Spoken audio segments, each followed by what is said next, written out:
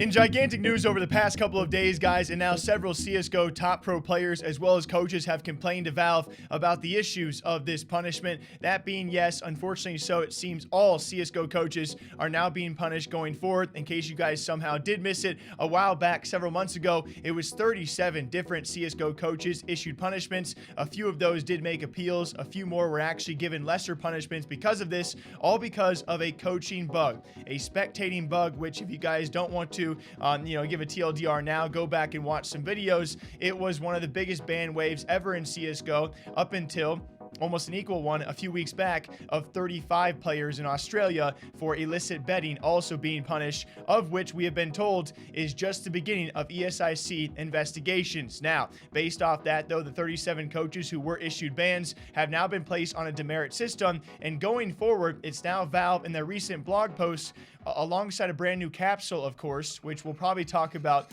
maybe in a couple of days. This is a weird capsule in itself. It's very cool. You guys know I love stickers. At the very end of this post, though, they have decided to punish all coaches, even those who did not cheat. As they said, in September of 2020, we were alerted to the fact that many professional coaches were exploiting a coaching feature bug to gain an unfair advantage during matches. You can read about our initial response here. Since then, ESIC has published the findings of their investigation and the resulting sanctions. You can read about them here. As our follow-up, we've decided that coaches that exploited the camera bug will be ineligible to participate in some number of future Valve-sponsored events, that number to be determined by the extent of the abuse, and the following table translate ESIC demerits into major ineligibility. In addition to consequences for individuals, we have also thought about how commonly coaches exploited the bug, for how long it went unreported, as well as how common coach stream sniping accusations have been. And I want to make that very clear, the wording they did use in that post, how long it went unreported.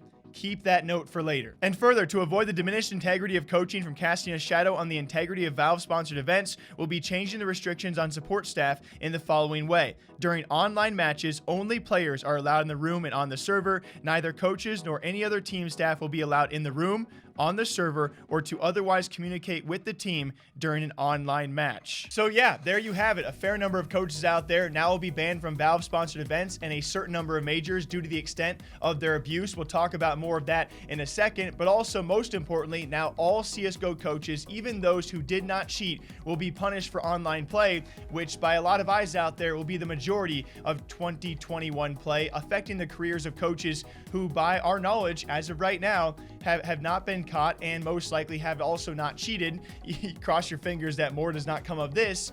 It does seem entirely unfair that Valve cannot somehow come to other solutions as opposed to just punishing all coaches and saying, hey, let's just not even allow this to be a possibility anymore going forward. We knew about this in 2020. This would be a possibility, and that's why some coaches were like, hey, Valorant looks pretty tasty. I'm going to switch scenes instead. People like Zeus taking to Twitter to say, I did nothing wrong and get punished the same. Honestly, just heartbreaking and infuriating at the same time. Thanks to everyone who knew about, abused this bug. Thanks to CSGO, who can't even acknowledge their own fault in all of this. And then we have Zonic saying it's a sad day for Counter-Strike in CSGO, and I think everyone agreed on that. You have Kassad saying, so we are getting punished for not cheating. Seems fair. Thanks. And then directly, just like Zeus did, adding CSGO. And then we had a guy like Shox also expressing his concerns around these solutions, obviously not very happy with their choice. Even Device taking to Twitter to say, feels good to be a challenging team for the next major. Also, really happy that Valve decided to punish all coaches instead of the ones that cheated. Seems like the only reasonable option.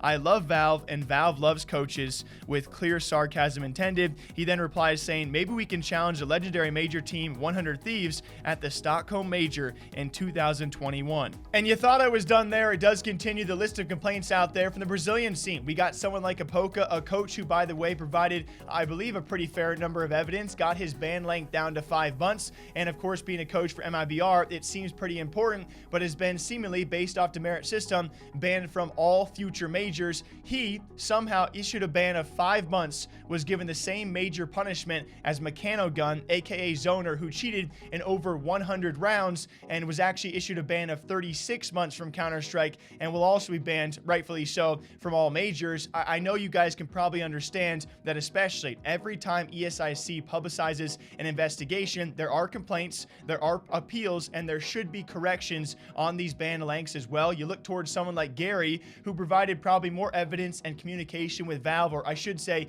ESIC, on his investigation than anyone else, also got his ban reduced, and apparently he also now has to miss several future majors. It seems kind of unfair, right? If you guys listen to all their explanations, especially particular cases, yes, you can say they used the coaching bug, but a lot of these coaches listed used it in very different ways. Some coaches actually used it. Mechano Gun, aka Zoner, actually used it. Someone like Gary has a very different story than someone like Mechano Gun. So to say that Gary, after cooperating with ESIC, somehow based on this demerit system, deserves to be banned from 5 majors, I don't know if I align with that. That might as well be the rest of his career. It's just, it's a daunting task by ESIC. Let me make that very clear, but it's a task that should be done very thoroughly. I do expect appeals to be made, and I do expect some fault to be placed on Valve, because keep in mind what we talked about earlier. They said, you know, this not being reported, right? Well, now we have someone like PETA. You guys remember, especially his time with Ninjas in Pajamas, I would say a pretty prominent figure at some point or another, and someone who has been very outspoken as of late, calling out Valve for what he reported back in 2014, of which they did not respond to. As he took to Twitter to showcase DMs he'd actually sent CSGO and their account. How about you open up a channel for direct contact with the pro scene? What happened to you? In 2014, it was easy to access you. Now we have to hope our emails come through, and if not, then hunt you down on Twitter DMs. And he continued, I hate to say this, but CSGO is so mismanaged that it sucks. I don't know about you guys, but the fact that Valorant has opened up a Discord channel where I even am invited, I have never even touched the game, and have 20 plus Riot members available is sickening in my opinion as a CSGO fan. Step it up, FFS CSGO. And the man went further and further into describing how the Valorant, the rising FPS scene already in its initial steps, have done so much better in a job of communicating with their pros and players and staffs and teams as compared to Valve, who clearly was aware of this, or I should say was told about this, maybe did not see those messages. And we have other claims out there that Valve had been told about this years ago, not found a proper solution, which obviously it is not Valve's fault that there was a bug and coaches then decide to abuse that bug. They should know better, but if they had found a solution, we likely would not be in the same situation we are now. I understand it's very tricky to try and go down that road. And very lastly, I think Sponge's tweet does mean a lot. Someone who does have a very, very big voice in this space. Yes, we should be able to criticize, but we also should offer up a solution. And that solution, will it be heard, is I think the giant open-ended question here. Communication has to be had in a more of a direct manner between Valve and these teams and players and coaches. I mean, we have seen investigation after investigation. These investigations, by the way, will not be stopping throughout 2021 and will likely only get worse for the Counter-Strike scene